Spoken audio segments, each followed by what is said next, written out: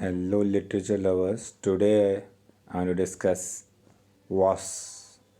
It's a 1957 published novel by Nobel laureate Patrick White. It is based upon the life of an explorer and naturalist, Ludwig Legedet, who disappeared whilst on an expedition into the Australian outback. So it's quite special story, and let's get into it and talk about it. How this German explorer and what happened with him. And the novel centers on two characters, Voss, that is the German, and Laura, a young woman who was orphaned. So that's the story of the work that talked about it. And they were aborigines, so the story is important from that point of view also. And it opens in New South Wales, and where they met first time. So Voss set out for the continent, and after collecting the two Aborigines in his party, they start the exploration, how it happened, and Voss and Laura retain a connection despite Voss' absence, and the story,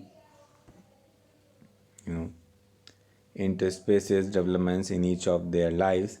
Laura adopts an orphan child and attends a ball during Voss' absence. The traveling party splits in two, and nearly all members eventually perish. The story ends soon, some 20 years later, at a garden party hosted by Laura's cousin Belle. On the day of unveiling of a statue of Voss, the party is also attended by Laura and the one remaining member of Voss expedition party, that is Mr. Judd. The strength of the novel comes not from the physical description of the events in the story, but from the explorer's passion, insight, and doom. The novel draws heavily on the complex character of Voss. It's quite symbolical. Talking about Voss is compared repeatedly to God and Christ, and we can also talk about devil, what may come. They all are involved, and the departure that could be compared to the Garden of Eden. So the whole biblical aspects can be characterized here to the mind of man, and a less blank landscape in which pretensions to godliness are brought here. So you can see how wide the area is, and there is a continual reference to the duality in traveling party, with a group led by Voss and a group led by Judd, dividing the unifying agent. So the intellectual and pretension to godliness of Mr. Voss are compared unfavorably with the simplicity and idleness of the pardoned convict Judd. So Mr. Judd implies has accepted the blankness of the desert of the mind, and is doing so and becoming more godlike. The spirituality of Australian indigenous people also influences the sections of the book set in the desert. So you can see how the variety is so vastly, talked about. Now we can also discuss Patrick White.